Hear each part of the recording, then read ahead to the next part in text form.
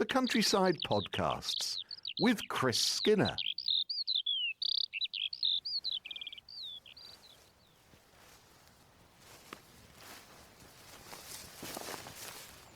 Fabulous late August morning, just after 9 o'clock, and there's still strength in the sun. It's shining away, lots of blue sky, and what a pleasure it is to be out in the Norfolk countryside once again to find Chris Skinner, our Norfolk farmer and nature lover, on the beach this morning. Here we are, and there's quite a big beach here at your lake, isn't there? Matthew, good morning to you. Very warm welcome to High Ash Farm. We're standing beside our, what we call a lake. It's either a really, really large pond or a very small lake. I haven't decided which yet, but it's over 1,000 metres of square water surface. It could be a pake or a lond. Whichever you like, I don't mind. But the water level is good 2 feet beneath where it should be, and the water's quite shallow. And I've come here, we've just got a succession of new arrivals at the farm, because water features, when you establish them, this was dug in 2006, so it's coming up for 20 years old. It's well established now, and it's about the fastest feature that you can put in, either in garden scale or landscape scale like this one, to attract wildlife. And that is exactly what it's done. Out on the farm, I sort of look after the farmland birds and the mammals out there and provide what they need, and water features attract a completely different set of species. And we're spoilt this morning. In past weeks, I've put a little false fishing rod on the far side of the lake there, and had a kingfisher there, and we managed to capture that hovering beside the lake and then fishing. It's absolutely boiling with fish. They're mainly rudd, a few brown trout in here, and they've all brought themselves here. No stocking has been done, and all the vegetation around the perimeter. There's some small willow over there, sort of all the water plants that you can imagine. You have flag iris here. Yes, there is. The yellow flag all round is establishing itself quite well and forming really large clumps. Large willow herb there, also called codlins and cream. Some of them have got lovely names. And right in the corner where we are, there's quite an unusual plant. It's just finished flowering. It's where Rat the dog is. He's sniffing around it at the moment. It's called gipsy wort, and it used to be boiled up, and it would yield a kind of jet black dye from the sort of boiled solution, and gypsies used to get that black dye and blacken their faces and then pretend they were from Africa and sort of perform magic tricks, and hence it sort of got the nickname of gipsy wort. It's really unusual. I don't think that would be acceptable these days, would it? No, that's right. It's very out of order. But swimming towards us is the world's second heaviest flying bird. It's only outstripped by the African Cory bustard, who averages about another kilo and a half on top of this bird. This is a young male moult swan, and he's swimming around very serenely at the moment, only about 20 feet from us, and he's just finishing his molt.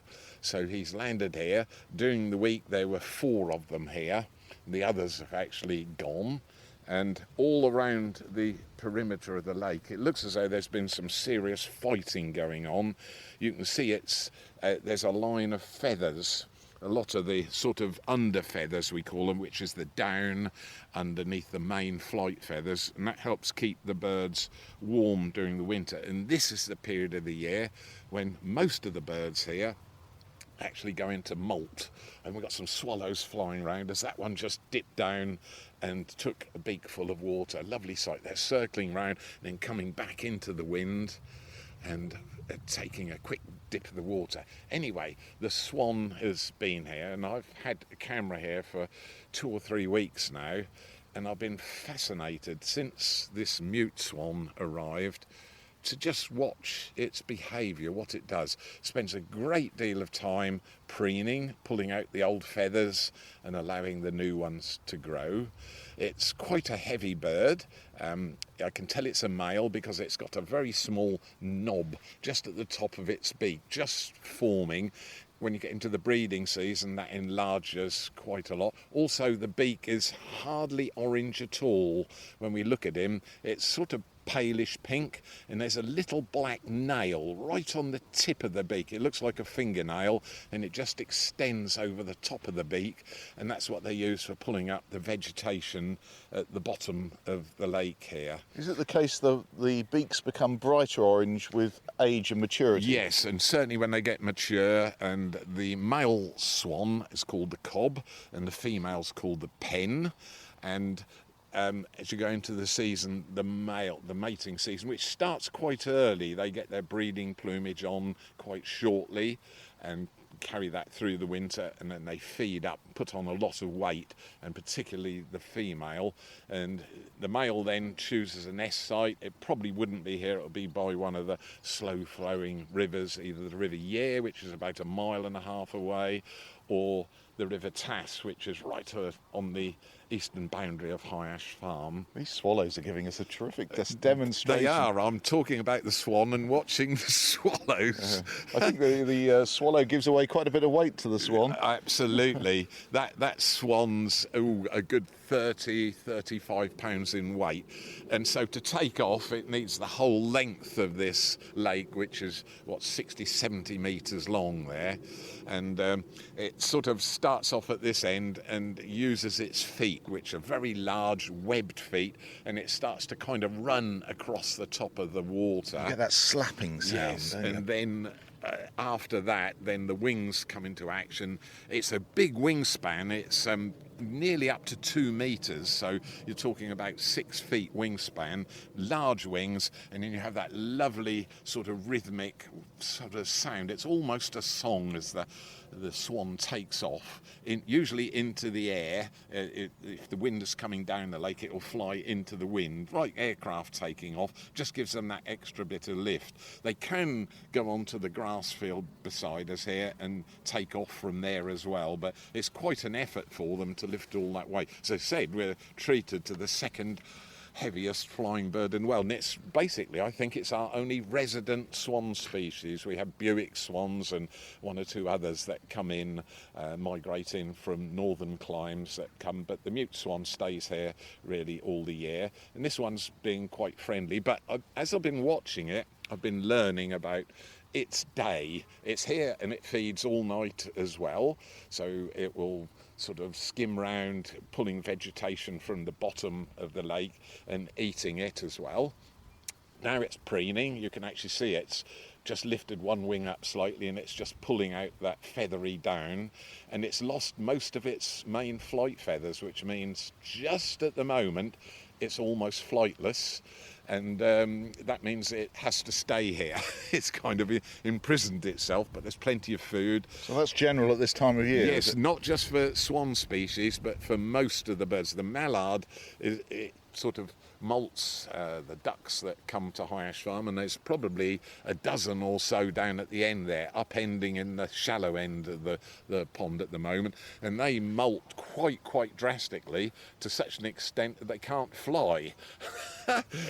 All the main primary wing feathers, they're the long ones on the tips and ends of the wing that give them the lift. They come out and they're quite quickly replaced, so there's a 3 to 4 week period when mallard can't fly, and they're in this molt period. This is a mallard that's called an eclipse molt, so the male mallard look almost identical to the female mallard, although they still keep that bright blue patch on the wing called a speculum. Our swan is still preening himself, and so what I've started to learn is he feeds a lot on the vegetation, but doing the hours of night and doing the day, and I've caught him on the camera and I hope to put it on this Sunday's podcast. He spends a lot of time reaching right down to the bottom of the lake as he swims along, as he's doing at the moment, right down to the bottom, pulls up some weeds and then eats them. And then when he's over the deeper water, there's obviously a lot of worms, various crustaceans down in the bottom of the lake. There's freshwater shrimp in here, which are quite high in protein. And he then, if he's over the deeper water, he not only puts his head into the water, which takes him down about 2 feet, he upends vertically down. It's quite an amazing sight for 20 or 30 seconds at a time. And that's just amazing. But what's happening is some of our swan species are suffering from a sort of curved neck syndrome, and it is quickly identified as lead poisoning. So how, you have to scratch your head, can swans get lead? Well, the lead comes mainly from lead shot, occasionally weights from anglers' fishing tackle that's been discarded or lost and caught on a branch perhaps, and they eat that and it gets caught in their gizzard, and the lead just dissolves in the gizzard just enough to cause some lead blood poisoning, and that causes this twisted neck syndrome, and it's so distressing to see. There's no lead in here because there's no shooting, but out on our Broads, some of the Broads have been dredged, and some of the mud that's come out from the Broads have been pumped out onto various areas of land. That mud's been tested, and virtually none of it is free of lead shot. There's so much. I mean, a 12-ball cartridge with number 6 shot in will have 150 lead pellets in it. So I know anglers stopped using lead for weights years ago, but in fact in shooting it's still lead shot. Yes, it still can be. We're gradually moving away. It's a kind of voluntary choice at the moment, and my wish is quite quickly it should be converted to statutory, that all lead shot is banned. It is superior because it's heavier and it travels further as well, and so it's slightly more deadly to use it in more ways than one, obviously. But so it really needs to be withdrawn by statute now rather than voluntarily, and so that's the problem, that the lead is so persistent in the environment. It doesn't sort of decay or rot away, and it's easy to produce. It's also cheap as well, and it's very, very effective in what it does. But the aftermath of the legacy of actually centuries of shooting, either with shotguns or even worse, a punt gun, where you loaded the gun with not just lead shot but a few 6-inch nails and things like that, and you'd creep along the surface of the water as a wildfowler. And that sort of duck shooting season starts again very, very shortly, in early September. And that sounds like I'm anti-shooting. Absolutely not. It's almost the opposite, because many of our most valuable habitats, particularly in the county of Norfolk, which is an agricultural county, it also embraces woodland, which is managed for birds, and particularly game birds, right away from woodcock, snipe in areas like this, which is still a game bird as well. There's wet areas where they can probe in. Some woodcock come across quite shortly from the near continent. Once the weather's colder over there in northwestern Europe, woodcock come across and will join our resident woodcock, and they're also game birds. So you have this sort of relationship between agriculture, food production, and the sporting world as well, and it's just beginning to change. But when you see beautiful birds like our mute swans, it's just stunning to actually have them here at the farm. And it's such a shame the lead affects them quite that much. Yes, it would affect us if we ate lead, wouldn't it? Oh, absolutely. It's a wonder I'm here, really, because all the pipes into the farmhouse from the well were lead pipes, and because of the high calcium content in the water here at High Ash Farm. We've got chalk under the farm. I was brought up on water not with just lots of calcium in it, but also with sort of lead deposits. And as a young fisherman as well, I used to carry the lead shot in my mouth, believe it or not. It was split and you could quickly bite some if you need to add some extra weight to your float. You'd close the little cut up in the shot and so it gripped the fishing line, and you could add a touch of weight to your float. And so this would have been ideal for me to fish in, because it's absolutely stuffed with fish, and particularly one called rudd. And it's a beautiful fish. Looks very similar to a roach, but you can identify it because it's got a red dorsal fin down at ventral along the base, basically. And roach don't have that, so it's beautiful, and there's literally thousands of them in there. Swan was feeding on the bottom again. Yes, there it is. It's feeding right down now, coming up and bringing up some vegetation. Yes, and it's joined the ducks because it thinks I'm talking too much. It's probably right, so it's decided to go down the other end of the lake. And moorhen are down there as well on the top corner, just going into the water there. Yes. Sort of young moorhen, which is lovely to see.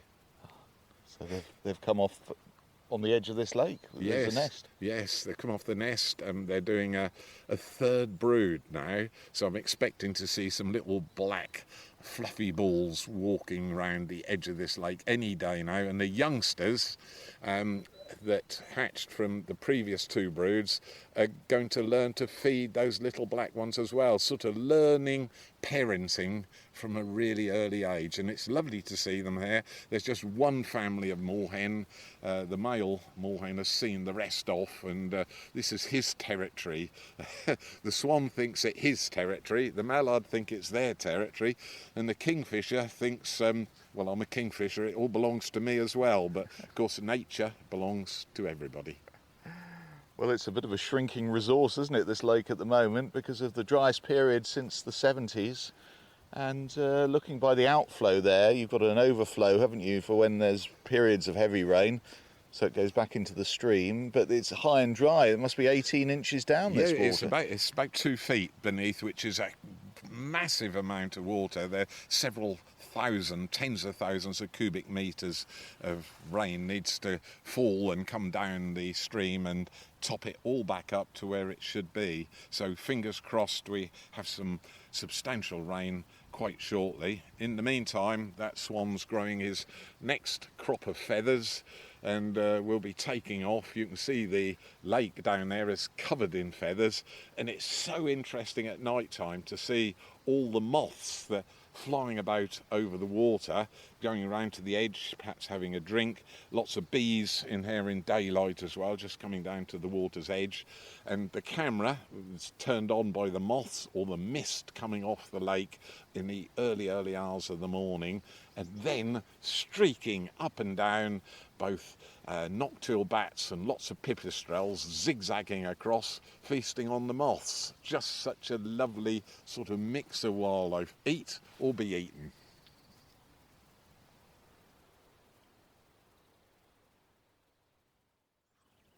We've driven a few hundred yards away from Chris's lake, and we're on the edge of a field, and we're just in the shade behind a large hedge here that is being very much allowed to flourish. And so many red berries this year. I mean, there's a droop on all the branches, isn't there, Chris? Matthew, we're sort of celebrating the countryside each week on this podcast that we do. And this year, it's a job to keep pace with the rapid changes and the development. It seems only a few weeks ago we were looking at the May blossom.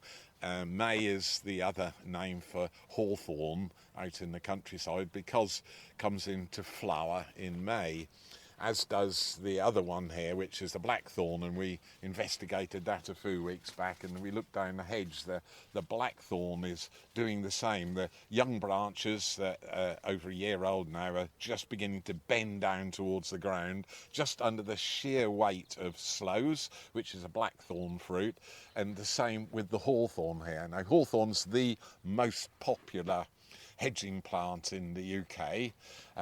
It was called hawthorn in Saxon times, and they used it as hedging because it's armed in the same way as a blackthorn is, with quite a lot of spines and prickles further down. When we look at some of last year's growth, we can go back a little bit, and there's modified leaves here which have spines on them, and it's really prickly. If you had to cut this by hand, it really gives a good account of itself, so particularly on the older growth. Sounds like you speak with experience. Yes, I had to do these hedges, would you believe, by hand. They were cut every 4, 5, 6 years, depending on how much labour was available on the farm. Well, what sort of implement would you have used? Well, it was called a slasher. It's a long handle, usually made of ash, and then a straight blade on the end. Sometimes the blade would be hooked, and that'd be called a bill hook, and you either cut completely through, or you just cut the new growth and bent it over, and that's called layering a hedge. And as the other side was a meadow used for the grazing cattle, it's often layered, and one or two of the farm workers here were absolutely ace at doing it. It looked as though they'd wrecked the hedge. They'd actually have a saw or use the bill hook and cut 2/3 the way through the hawthorn stem, which would be 2 or 3 inches thick, bend it over and kind of weave it in, and then it would carry on growing, but almost in a horizontal fashion rather than a vertical one. But now, because the labour's all gone, all the people that worked here either retired or died, and they were succeeded by larger and larger machinery each year, and eventually you had mechanical hedge cutters, which to start with were quite crude. Basically it was a similar cutter bar that you'd use for cutting your hay. It'd have fingers on it with a reciprocating knife going through the fingers, and that would snip off growth up to about 1/2 to 3/4 of an inch thick. After that you had to do it by hand, but then the new generation of hedges came along in the early 1970s, which were flail hedges, and then they got quite heavy, and there's one company that actually made one called the Bomford Bushwhacker, and it just literally shredded the hedges and caused a lot of controversy. But the alternative was to do it by hand. So if somebody complained too much, you'd give them one of these bill hooks or a slasher, and they said, okay, have a go, and after 10 minutes you'd get the handle back again, and you had to get on with it. So the new machines are far more sensitive. We have one now which reaches out well over 20 feet, probably 24 feet. It's a long reach hedger, and it has very light flails on. So if you cut about every 3rd year, and we do around about 1/3 of the hedges here every year at the farm. Now that takes 3 weeks to do 1/3 of them, because, wait for it, there's well over 27 miles of hedgerow just on this farm, many of them newly planted, which this one is. So this has been in close to 20 years, and it is absolutely draped with berries this year. It's one of those years out in the woodland. The beech trees are doing the same. They've draped down. We call that a mast year. Acorns on the oak trees. Well, there's avenues all over the farm. There's 1,500 individual oak trees here at High Ash Farm, and many of them have a full crop of acorns. So what's happened? The old boys will say, well, we've got to pay for this. That'll be a really cold winter, and nature's putting it right. But actually it's the other way round. It is the weather over late winter and early spring that provided the ideal pollination period for these plants to come into flower. The insects were flying, and there would have been an insect sort of land on this particular twig which I'm holding. What have I got here? Just in my hand, it's 18 inches long, and there's probably 70 odd hawthorn berries on there. And as they ripen, they become deep red. The leaves then drop off, and that exposes this red colour and this sort of bounty. And so the deal is, you come into flower, you attract the insects, that pollinates the flowers.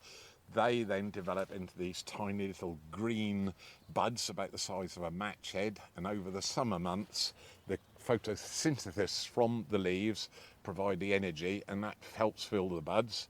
And you have these berries forming. I'm just going to take one off.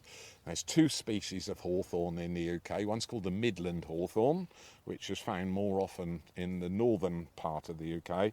And if I use my fingernails and just open the berry up like this, there's one very large seed in, and that tells me it's English hawthorn. There it is. It's not a drupe. That is the seed which will germinate, and if it's eaten by birds, all the better, because birds have grit in their gizzard to grind up their food. They don't have teeth, obviously, they have beaks, so the only way they can digest the food is to grind it up in the gizzard. That then comes out as a dropping. The birds fly off and excrete what they've eaten during the day overnight, and if they're perched in a hedge where there's no hawthorn, these can germinate and grow up, and you have self-establishment. That's that rotation of nature, natural history, which is this the big circle of life which everybody is sort of fascinated by at the moment. Food for the birds as well, then. Yes, it is. But the deal is the birds eat the berries, and the berries then get distributed, because the hawthorn can't spread its own berries if they just drop on the ground. They can be eaten by small mammals, of course, and we've got rose hips here as well. Look, just beautiful orange there, full of seeds. So that's about 2 or 3 times the size of the... Absolutely, full of vitamin C, so not only nutritious. Those are red as well. Yeah, they're red, very deep orange, and as the season goes on, you can actually see where the flowers were. This is the dog rose, Rosa canina. There's the spines to prove it on the thorns on the hedge there, and it's absolutely, perhaps have 20, 30 little flat seeds in there, unlike the English hawthorn, which has a single seed, and they'll also get eaten by, ouch, that one's got hold of me, like, You'll want danger money, Steve. Yes, I know, but that's the foundation of a really good hedge, so it's been allowed to grow. It's only been cut once in its 20 years, and it's growing away really, really well. So I think those swallows are following us. Yes, they're swooping down over the field. All over the farm at the moment. Any crops which coming into flower, so our overwinter wild bird seed mixers are now in full flower, is sown very late, and so that's got lots of insects in it, and again it's fodder for those swallows, but an almost complete absence of swifts this year. And I think a little later on in this podcast we'll be answering some of the questions, and one of those is concerning swifts, which are not just absent from High Ash Farm but further afield. Yes, we can see a swallow just skimming over at great speed there. That's an adult just busily gathering up insects to feed to the young.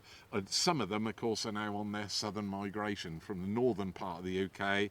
They've done their single brood, which they often do in northern climes, sort of from northern England, North Yorkshire, right up into Scotland. One brood of swallows, and they're on their southern migration already. There's those swallows down there, look there. Yeah. There's 4 or 5 of them, yes, and they're almost flying inside the crop. Yes, they are. Almost, yes. So some of the crops here, there's a whole variety of them. There's barley, millet, fodder radish, mustard, and all of those are in flower, just attracting the birds and therefore the insects there, and they're just feeding up as they go, because they've got this long migration. It's not such a hasty affair going southwards in the autumn as it is in the spring. That urge to get up to the UK to nest is really, really strong in the birds, and these ones, it's a much more leisurely southerly journey for them. Remember, they got to go across the Mediterranean, and then even in North Africa, the Tunisia area, there's been some incredibly high temperatures there. Insect numbers are very low, and that's where they need to kind of stock up their batteries, if you like, to get some subcutaneous fat, because the Sahara is a huge challenge for them, and if they're going to hit a wind coming from the south of the Sahara, they're flying into that. Of course, they've got no knowledge of the weather there at that time of the year, so it's incredibly hazardous for them going down and, of course, coming back, which is why when the swallows arrive in the first week of April here at Ash Farm, I do a whoop and I just welcome them back as though it's a special day, which it is for me.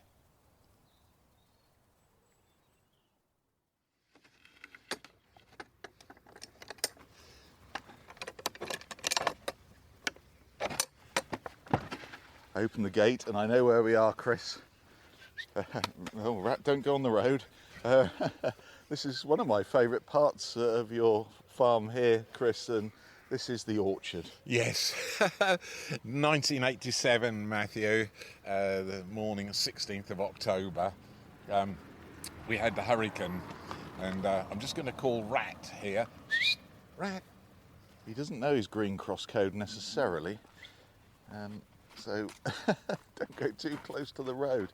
The sun is beating down here, and looking into the orchard I can see, well, just like the berries on the trees we were looking at just now in the hedges, these trees in the orchard are absolutely festooned with fruit. This is a mast year for fruit as well. Absolutely. We're sort of celebrating the crops of the Norfolk countryside at the moment, and I tried to replicate partly what was here after that terrible morning of 1987. This was covered in very large cedar trees, a dozen of them, some Scots pine which are well over 100 feet tall and on top of a hill, and the whole lot keeled over in that sort of semi-hurricane we had.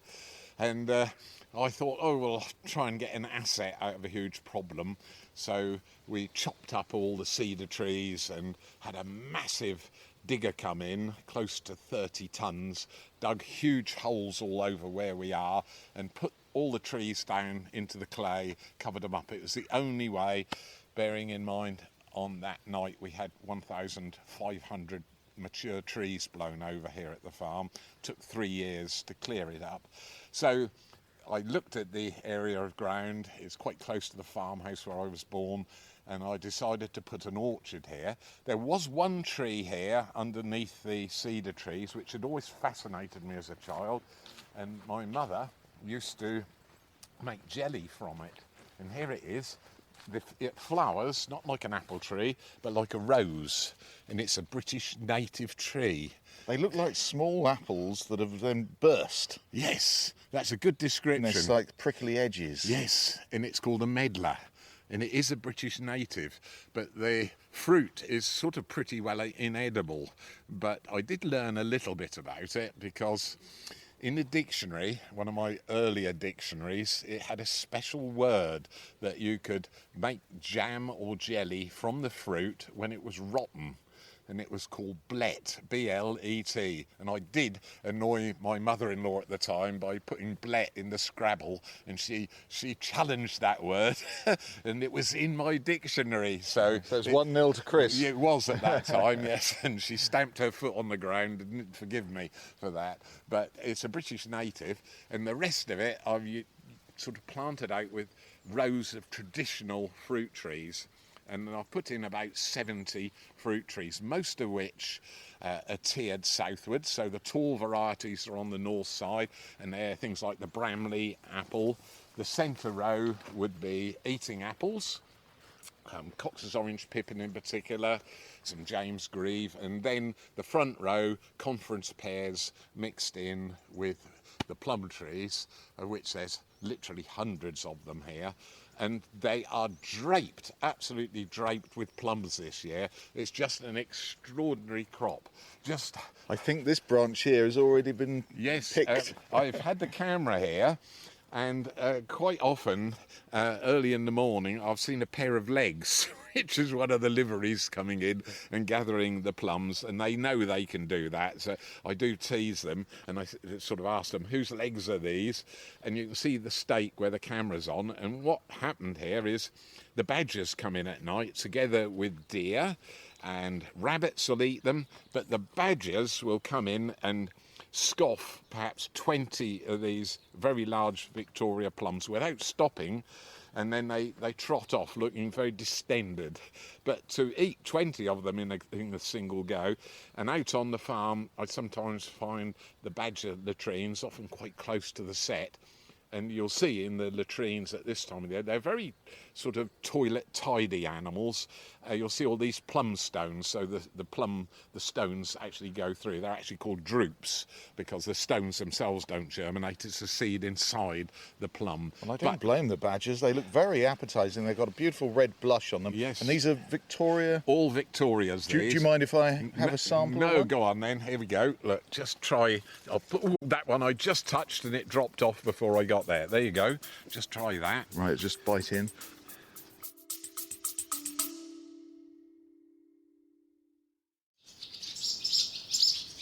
Swallows flying into one of the large barns at High Ash Farm, feeding their young. This is one of the big conservation success stories I know you're very proud of. Just brings a huge delight. 4 youngsters just waiting for mum and dad.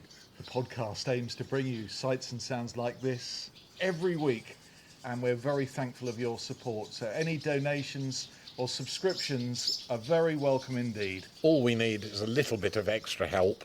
It just keeps it going from week to week. Monthly or one-off subscriptions, whatever the size, and the website highashfarm.com/podcast. 6 youngsters right above our head, all with their gates wide open.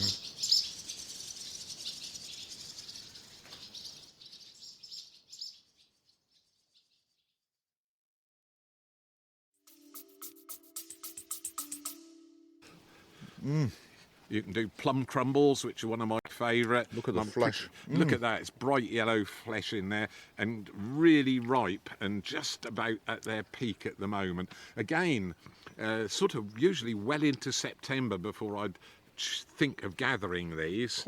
But yeah, these are fantastic. They really are. The sugar content this year, it's just one of those years where everything sort of fitted together. They got pollinated. There wasn't some late frosts, which sometimes damages the blossom. But it's one of those celebrations, and as it's only sort of 50 yards from my house, it's really lovely to have this on the doorstep. So if I fancy making plum crumble, I've just made 2 large ones, one of which I've frozen, and it's just so easy to do, and it's right on the doorstep. But there's so many here. I've already given away 25 kilos to the local food bank who've come and gathered it on 2 or 3 occasions and put it out for the public at the various distribution points they have, and they go like hotcakes. So none of it's going to waste. But you can see on the ground quite shortly the hornets will be here. Feasting on the crop on the ground, because quite a proportion of them are dropped off already, and also just waiting for the later warmer weather later on in the week. The red admiral butterflies get addicted to the sugary solution on the plums, and that then, if they get a little bit of soil on them, you then have the soil yeast acting and you have very weak alcohol. So unusually the red admiral butterflies are very shy, but in this case you can walk right up to them and get some really good photographs because they're slightly tipsy. So Well, I'm about to go and see my parents who only live up the road here. Excellent. In the next village. Yes. I mean, if I was to speak nicely to you, Chris, would I be able to take a little Right. punnet of these plums right, for them? well, what we'll do, we'll get you a bucket, so we'll do even better. Look just the other side where one of my liveries hasn't been able to reach. That is draped. I mean, it's a purple tree. It's virtually touching the ground, isn't it, that bough? It has broken some of the branches here. Look at these catching the sun over Yes, here. They are they're beautiful. just glorious, aren't they? And the taste is, I mean, it's sweet, but you've got complexity, you've got a little tartness in there as Yes. well. Oh. It's really lovely. Absolutely, yes. Only the best at High Ash. No, it's just such a delight to grow your own, and what a privilege it is as well. How are the apples this year, by the way? Yeah, fantastic crop. Just look down there. That's Cox's orange pippin, just ahead of us. Look at that.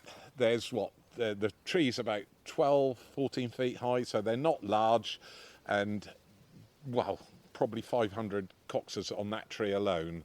So I hope this is replicated across the UK. It's a really good soft fruit and top fruit year this year, so just a celebration really. And that gale, yeah, every cloud has a silver lining is one of the old mottos, but just look up in the canopy of this Victoria. It's been allowed to grow up, and the branch there is broken and is hanging down, but that branch is still intact, and there's probably 2 or 3 stone of plums hanging up there. So if I get you a ladder as well, Gudge, would you like to gather some for me? Well, you know, of course I would. But I see you haven't got a ladder handy. So. No, I think we can gather enough off the ground. So well, there's lots on the ground already that have fallen down, and those are for the badgers. Yeah, they're for the badgers and the wildlife. Yep, perfect. And Rat, does he? Hello, Rat. Do you? No, carrots are his thing. Yes, so if you've got a carrot, he'll spend the rest of the morning chewing and biting. Come on, Rat. Let's answer some questions.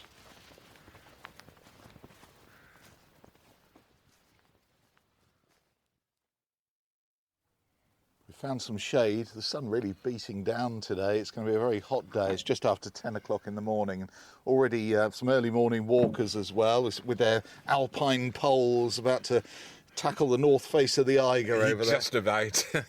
Yes, they're our Nordic walking group, and there's a good 15 people there, just about to take on the hills, as Hyash farmers you suggested. Lots of people walking, and we've got the Teasel Maze in the background, which is still all open and will be there for a few more weeks yet, and really lovely time of year. Autumn, there's something special about it.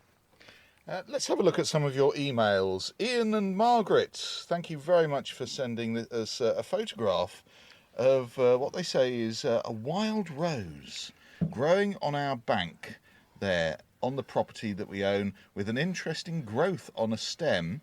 What is it, please? Right, there, straight away, there it is. I know what that is. It's a robin's pincushion, and you've got the wonderful hips on the top of the wild rose, and this really peculiar sort of slightly reddish, very fluffy looking growth just down in there.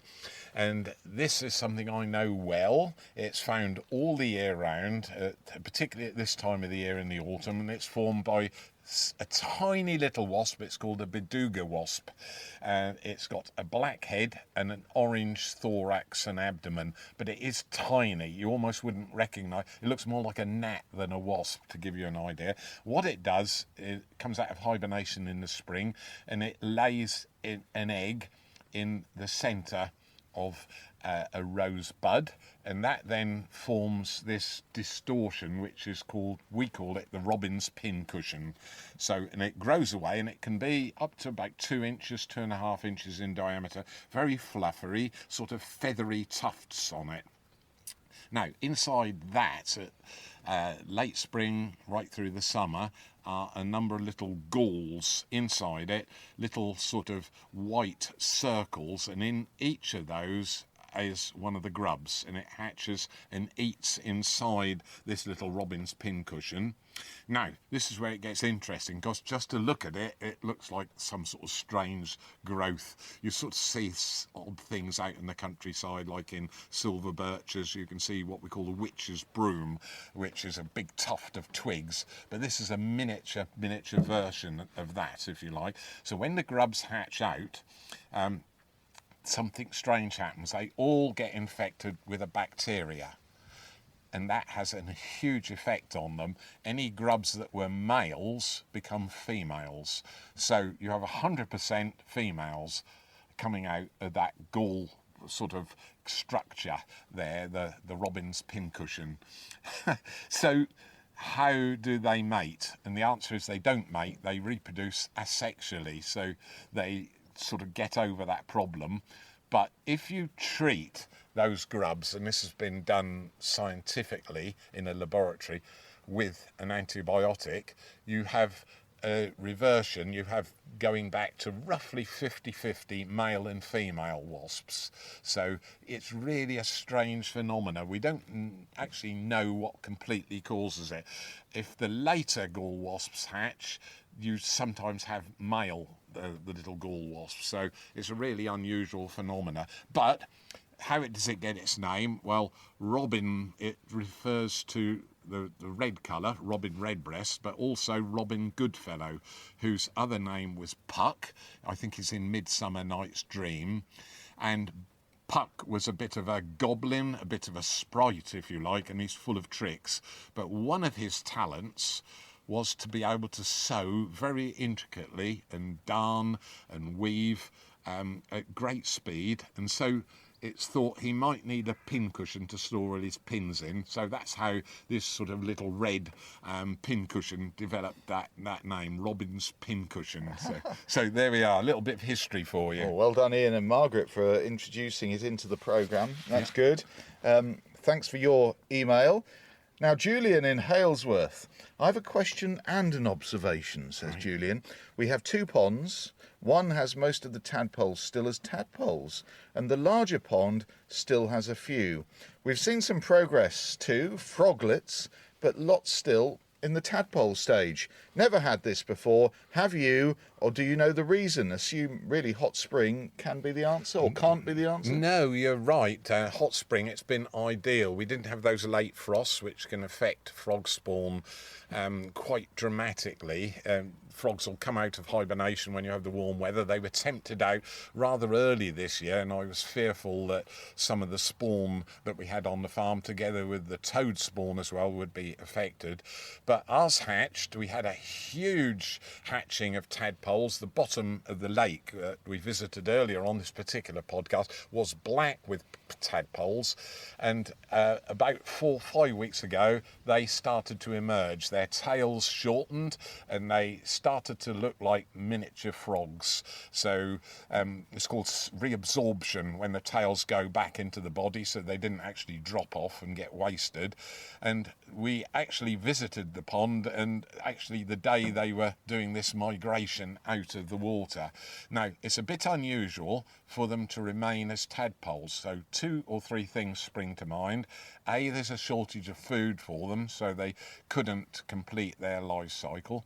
The other one is, in really cold weather or extreme weather, they stop growing. And this happens particularly in the northern half of the UK, and particularly in Scotland, where you do have frog spawn and toad spawn at quite high altitudes. If the weather is particularly cold at those altitudes, they stay as tadpoles over the winter and manage to survive the winter and then carry on the process the following spring. So that's my second thought. And the third one is there's perhaps a chemical reaction. I don't know. Oh, we've got some walkers going past, and Rat's taken instant objection. Is my doorbell. Morning. So that's the other possibility, that it's the extreme heat going down on the water has actually stopped the process. It can do that, so the extremes of temperature can cause a delay in this metamorphosis process. What else have we got? Well, Brian and Margaret have sent us an email. Brian Jarvis from Woodton, just down the road. Swifts. We've spoken before about them. This time, though, insects. Very few bumblebees. No masonry bees in our old brick wall at all. Normally about 20. No roaming honeybees. Scarcely any butterflies, white or coloured. No flying ants. Very few wasps on apples. The swifts, about 6 of them came. 9 of the May swallows came in April, and now are long gone. No overhead birds. Oh, this is very grumpy, isn't it? Yeah, sad. No overhead birds seeking overhead plankton. Very few ladybirds. The worst year for pollination on our climbing beans. No black thunderflies. Oh dear, this is sad, isn't it? I've lived here all my life, and I've not seen 30 or 40 swifts screaming up and down the street. The times they are changing. Must be the heat wave. Yes, I'm not sure. That's really depressing. But I've had reports like this from across the county and beyond, that the variability of the insects, the pollinators, is extreme this year. It's really, really incredible. And so some areas you've got a complete absence of swifts, and it's one of my favourite birds, which I look forward to here at the farm. And we've hardly had a swift on this whole area of farm. Kept my eyes out all the time for them. I had to go down to the Suffolk coast, particularly to Aldeburgh, where they celebrate the swifts, and there was about the normal number down there. But as regards pollinators going, it's been noticed worldwide, UK-wide I should say, that there's an extreme absence of them this year. Maybe the heat, we don't know all the reasons at the moment. It could just be global warming that is just creeping in and affecting our insect life in a way that we don't understand. But we're being serenaded by two large white butterflies doing a late courtship display right beside us over one of the streams here at the farm, and I'd say butterfly numbers are actually up here. That's what I mean. It's absolutely brilliant, absolutely variable. Well, if you've got an email you'd like to send to us, then it's chris@highashfarm.com. And we're taking donations right now. And thank you if you already have donated to the podcast to fund its continuance. If you haven't, well, then maybe you'd like to take part in that, and you can find out more details, highashfarm.com/podcast. And we've got one of our live appearances, haven't we, coming up in the autumn? Yes, it's something I'm looking forward to hugely, Matthew. It's in sort of mid-October. It's at the Madder Market Theatre. It's a Sunday afternoon, October the 19th. 2:30 till 4:30 on that Sunday afternoon, and looking forward to it immensely. Madder Market Theatre, Norwich. Look on their website, you can see more details there. We're already quite well booked, but there are a few more seats. Yes, yeah, it's going really, really well, and looking forward to it, and hope to enjoy everybody's company. Well, here we are in the east of England, wonderful Norfolk, but let's take you now to the Emerald Isle. Sort of that way, pointing that way to the west, and to County Westmeath and Kilbeggan, where James Mullins writes.